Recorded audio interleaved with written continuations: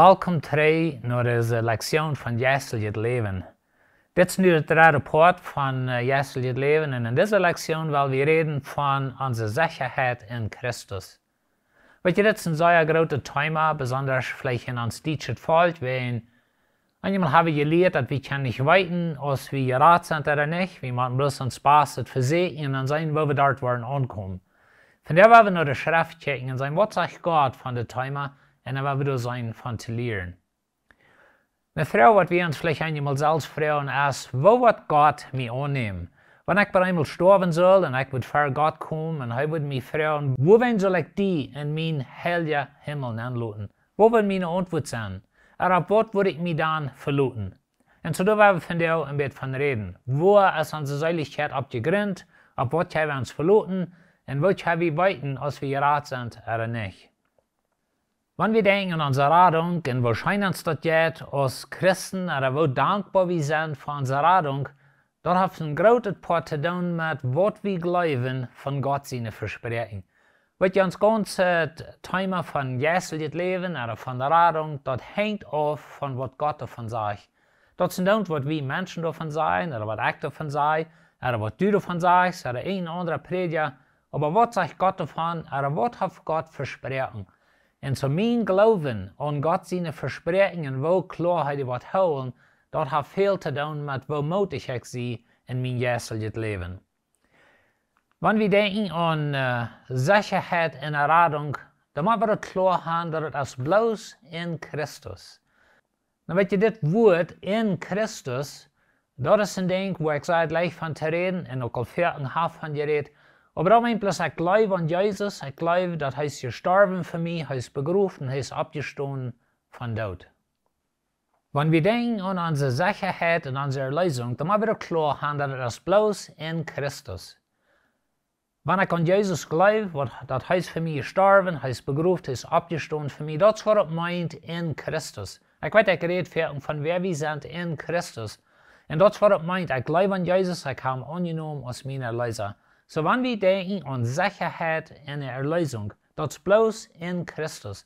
Ich kann nicht sicher sein in mir selbst oder in meine Kirche oder in unser System, aber in Jesus allein.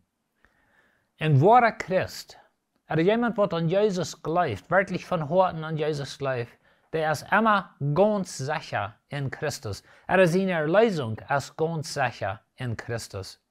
Johannes 10, Vers 27 und 29, da sagt Jesus, so steht, meine Schub hier, meine Stem, und ich kann an, und ich komme heran. Und ich gebe ihnen ewiges Leben, und sie werden niemals umkommen, und keiner kann die in meine Hand retten. Mein Vater, der mir das gegeben hat, ist größer als alles. Und keiner kann mein Vater das aus der Hand retten. Na, das ist ein großes Versprechen, weil Jesus sagt, dass wenn ich an ihm bleibe, er wird mich holen. Gott wird mich holen. Du wird nicht bloß bei einmal ein Feind kommen, der wird mich da raustreten und mir in den Hals schmieden. Und so mein Glauben an Jesus Christus, der gibt mir Sicherheit, dass Gott mich wird holen. Na, viele Christen können Gott seine bittergemeine Versprechen nicht verstehen. Und weil Gott hat versprochen, dass in Christus sind wir gerettet. Aber wenn wir dort nicht glauben oder wir verstehen das nicht, dann sind wir in Trouble. Und so wir leben in Unsicherheit einmal, oder wir haben Angst vor einer falschen Sicherheit. Und weet je, wenn wir eine Lehre haben, oder wir sind in eine Lehre abgewassen, dass ich kann das nicht weiten, oder wenn ich sage, ich sehe gerade, das wird gerutscht, oder das ist vielleicht eine falsche Lehre, dann habe ich Angst, mal wirklich Sicherheit zu kriegen, oder ich habe Angst zu sagen, dass in Christus sehe ich gerade. Und so viele Menschen, die wehren sich das nicht zu sagen. Wenn sie haben gelehrt, dass das wird arg sein, oder dann würden sie groß sein, oder sie sind stolz, wenn sie sagen, dass sie sind gerade. Aber weet je, der Schrift merkt das 100% klar, also es wie sein wollen von der, dass wir können das weiten, und wenn wir dort unter Gott sein Wort sein, sozusagen, dann ist das nicht was Großes. Dann ist das einfach bloß die Wahrheit, und wir nehmen die Wahrheit an, und wir glauben die Wahrheit. Und eine Frau, was wir uns einmal fragen, ist, wo weiß ich dort, dass ich ein wahrhaftiger Christ bin? Und so will ich uns zum Frauen stellen, 7 Frauen, was wir uns können selbst fragen. Und weet je, wenn wir denken an, wo kann ich weiten, als ich ein wahrer Christ bin, das sind 3 Dinge, die sehr wichtig sind. Das erste ist, dass ich das erkenne, dass ich sie ohne Jesus hoffnungslos verloren. Und das ist der Anfang von uns Glauben an Jesus. Da wird erkannt, dass wir sind nicht geraten an uns selbst oder an unsere Worte, aber an Jesus allein. Das tweede ding wat we moeten gaan, dat is een omkeren naar God. Weet je, wanneer ik am rechte weg voeren doe, en ik word het aan, ik voor am rechte weg, dan kan ik omwegen en terugvoeren naar de rechte weg. In de schrift naam dat het eenmaal boese. Een mens dat boese, maar in werkelijkheid de mens die wenkt om. De mens die keert om. Hij draait zich van zin en hij draait zich naar God. En dat derde ding wat we moeten gaan, dat is geloven aan Jezus Christus. Zo we moeten het erkennen dat ons veelt aan Jezus. We drehen uns weg von uns sinteljes Leben und wir glauben an Jesus Christus für unsere Erlösung. Na, in der Time von dort erkennen, dass ohne Jesus wir verloren, dort haben wir uns selbst 7 Fragen stellen. Hier ist die erste. Glaube ich, dass ich sie in schuldige, verlorene Sünder, die für einen heiligen Gott verdammt steht. Na, weet je, dit redt hier von zonen wat nicht an Jesus glauben. Wir haben nicht so denken, dass okay, ich habe mich bekehrt, aber ich sie noch einmal verdammt für einen heiligen Gott. Aber wenn ich denke an Erlösung und ich denke an, dass ich sie in Sünder, ich sie in Sinn geboren, das ist eine Frage, was wir uns können stellen, und das müssen wir glauben. Weil wenn wir das nicht glauben, dass wir verloren sind in uns selbst, dann wollen wir uns niemals nach Jesus drehen. In Römer 3, Vers 10 bis 12, da sagt Paulus es steht, so ist das geschrieben steht, du hast keiner, der gerecht ist, auch nicht einer. Du hast keiner, der ein Verständnis für Gott hat, oder nur am Segen hat. Sie haben alle Gott seinen Weg verloren und sind nutzlos geworden. Du hast nicht einer, der noch tät, was gut ist. Da hört sich so ermutlos das Vers. Aber weet je, Paulus hat verdet in Römer das 1. und 2. Kapitel, du hast gewesen, dass beides der Weltmensch und der religiöse Mensch sind beide verloren. Und dann kommt er bei das Vers und er sagt, du hast nicht ein Gerechter. In Römer 3, Vers 23, da sagt er wieder, so steht, du hast kein Unterschied. Alle Mann haft gesündigt und kommt durch und zu Kart, was bei Gott sein soll. Na, weet je, das Vers, der ist voll von Meinung. Wenn wir einmal so holen, wenn ich mich sehr fan abstellen, oder ich vielleicht bei der Gemeinde sein, oder ich mich taufen lassen, oder vielleicht ich zuletzt noch Lieden machen in meinem Leben, oder ich hatte rechte Kleidung angehört, dann irgendwie wird Gott mich annehmen, wenn ich nur ankomme. Aber das Vers sagt uns, dass wir wollen alle immer zu Kart fallen. Das ist ein bisschen wie Scheiten immer besiegt. Und so in uns selbst müssen wir erkennen, dass wir wollen das niemals merken. Die zweite Frage, die wir uns stellen, ist, erkenne ich, dass mein Hort ist bös und unheilbar krank. Na, weet je, uns Hort ist unheilbar krank, wenn wir das selbst wollen heilen. Das kann bloß Gott heilen. In Jeremia 17, Vers 7, da sagt der Prophet so steht, wer kann das verstehen, dass Menschen so hängerig und verdorben sind? Na, vielleicht hast du mal so gedacht, das ist nicht zu glauben, wo sämtlich Menschen waren. Aber weil die so weit wegkommen können von Gott. Aber das kommt in uns hart rein. In Markus 7, Vers 21 und 23, da sagt Jesus, es steht, wie als von Ben in einem Menschen sein Hort kommen schlechte Gedanken, Huderie, Stehlsucht, Mord, Ehebruch, Jid, Schleichsinn, Schufterie, Last, Aufgans, Lastern, Stalt und alle Dummheit. All das Schlechte kommt von Ben und verandert nicht in Mensch. Und so Jesus sagt, dass das sind nicht äußerliche Dinge, die uns verändern können. Dann weet je, in das Anfang, da redet er mit den Pharisäern. Und die dachten, dass er halt nicht den Sabbat oder er halt nicht ihre Regeln. Aber Jesus sagt ihnen, weet je auch was? Sind kommt es uns hart rein. Weil wir sind verdorbene Menschen, wir sind sintelige Menschen. Und so das müssen wir erkennen. Die dritte Frage, die wir uns fragen, ist, glaube ich, dass ich mir den Tod in der Hall verdient. Na, keiner von uns will nur eine Hall, aber in uns selbst ist die Schrift klar, so wie Tod. Na, das meint nicht körperlich Tod, aber das meint geistlich Tod. Geistliche Tod meint, dass ich sie getrennt von Gott. Du hast nichts, was mich mit Gott verbindet. Und wenn ich nicht Jesus Christus habe, wenn ich nicht den Heiligen Geist habe, was mich mit Gott verbindet, dann sehe ich bloß einfach Tod für Gott. Ich sehe geistlich Tod. Und so müssen wir erkennen. In Römer 6, Vers 23, da sagt Paulus es dit, der Lohn, den der Sinn tut, ist der Tod. Ganz von Gott an sieht Gott immer weiter, dass Sinn wird den Tod bringt. Aber dann, das Vers geht wieder. Er sagt es, dass Gott aber schenkt, dass wir leben in Christus Jesus, unseren Herrn, so wie in uns selbst sind tot. Unser Sinn lebt immer in Tod. Aber in Christus haben wir das ewige Leben. Gott schenkt das ewige Leben in Christus. Na, die vierte Frage, die wir uns fragen können, ist, du hast nichts was ich tun kann, mich selbst zu raten. Na, weet je, dit is een sehr gelude Frau kann sein. Wenn stehe ich das wirklich zu, dass ich kann mich selbst nicht raten. Weet je, du brauchst das zum seilig worden. Du musst einmal erkennen, dass du bist hoffnungslos verloren in die selbst. Und das hält sich gleich, was ich tue, was ich anhabe, wenn ich kijk hier, oder was von der gute Worten ich tue. Wenn ich nicht Jesus Christus habe, dann sehe ich verloren. Und so du hast nichts, was ich tun kann, zu mich selbst raten. In Titus 3, Vers 5, der Schrift Paulus steht, dass wir nicht, dass wir Gerechtigkeitsworten abzuweisen haben, dass wir jetzt in nicht mitleiden. Na, weet je, Gott rät uns nicht, wenn wir haben gute Worte abzuweisen.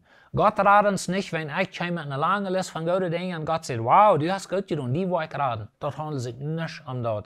Das kommt bloß einfach von ihm. Wir lesen wieder, wir waren dadurch nie geboren, macht das. Wir waren dadurch nie geboren, dass er uns wascht und durch den Heiligen Geist nie das Leben gibt.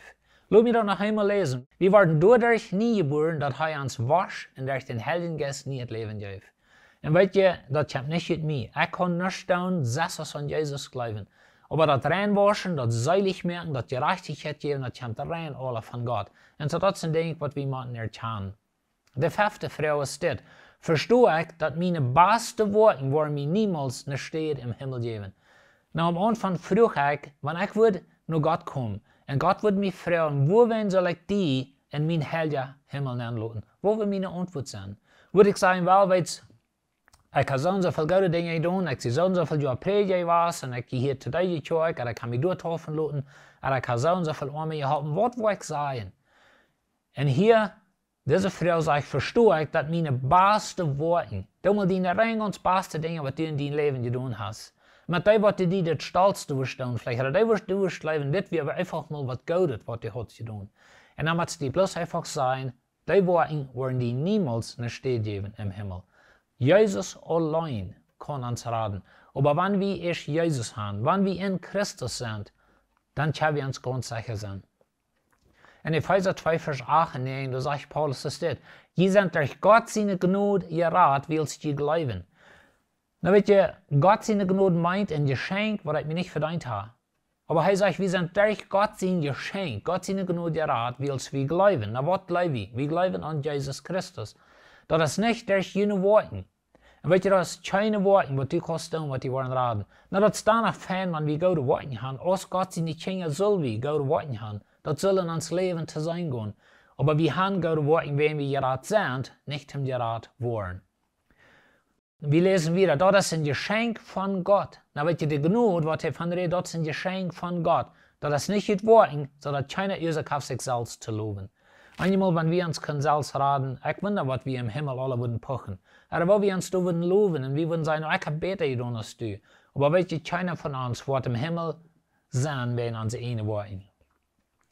Das erste Frau sagt es dit, verstehe ich, dass meine Kirche in Religion kann nicht meine Säule raten. Das ist auch eine sehr wichtige Frau für uns. Sehe ich das klar, dass meine Kirche, meine Predigt, mein Ältester, was immer das ist, aber meine Kirche, die wird mich nicht raten. Na, dat is fijn in de kerk hier. Dat is fijn getauft te zijn en een lied zijn in de kerk en de mitschaffen. Dat is wat we willen, aber dat geeft je niet Erlösung. Erlösung komt durch den Glauben an Jesus Christus. In Jeremia 17, Vers 5, der Schrift der Prophet steht, dit is wat de Herr sagt, ich word dem verdammt, dass ich ab Menschen verlaat en op de Kraft von Mannen en nicht sein Vertrauen auf dem Herrn zat. Wenn ich mich auf die Kirche verlot, dann verlot ich mich auf Menschen. Wenn ich mich auf mich selbst verlot, dann verlot ich mich auf Menschen. Und so wenn ich mich auf irgendwas verlot, was wir auf dieser Welt haben, dann verlot ich mich auf Menschen. Und er sagt, ich war dem verdammt, dass ich auf Menschen verlot. Und so wenn wir uns auf Jesus Christus verloten. Die 7. Frau ist das, habe ich das klar, dass meine Gerechtigkeit und mein Geschmack sind, was immer kalt kommt für die Gerechtigkeit, was Gott verlangt. Na, weet je, wenn wir vor Gott stehen, so wie wir von Anfang sehen, wenn ich vor Gott stehen und er wollte mich fragen, wieso soll ich die in meinen Himmel lassen, dann brauchen wir eine Gerechtigkeit, was vor Gott jährlich ist. Na, weet je, in dieser Welt kennen Menschen, die uns gerecht nennen. Du bist einer, was Schuld betont, du bist einer, was sein Wort hält, du bist ein guter Nube am Darb, oder du bist bloß einfach eine sehr wertvolle Person in der Kirche. Du bist freigebig, oder du helpst arme Menschen, und du hast allerhand sehr gute Dinge. Aber wenn du vor Gott stehst, dann musst du eine Gerechtigkeit haben, was für Gott jährlich ist. Nicht eine Gerechtigkeit, was für Menschen jährlich ist, was für die Prediger was jährlich sind, oder für die Kirche, aber für Gott. Und die Gerechtigkeit kann bloß Gott die geben. In Römer 3, Vers 10 bis 12, da sagt Jesus steht: So ist das geschrieben steht, du hast keiner, der gerecht ist und nicht einer. Du hast keiner, der ein Verständnis für Gott hat oder nur am Segen hat. Sie haben alle Gott sein Weg verloren und sind nutzlos geworden. Du hast nicht einer, der noch tät, was gut ist. Na, das hört sich sehr negativ. Aber wenn ihr redet hier von Menschen, die sich auf sich selbst verloren. Er redet hier von religiösen Menschen, die in das System haben abgestellt und sie sagen, in das System will ich selig werden. Weißt du was? Du brauchst Jesus Christus. Aber wenn du Jesus hast, dann hast du eine volle Erlösung. In Christus bist du ganz klar. Aber wie man das klar haben, dass wenn wir nach Jesus kommen, dann müssen wir das erkennen, dass wir uns selbst nicht raten. Viele Menschen kommen nicht nach Jesus, wenn sie versuchen, sich selbst zu raten.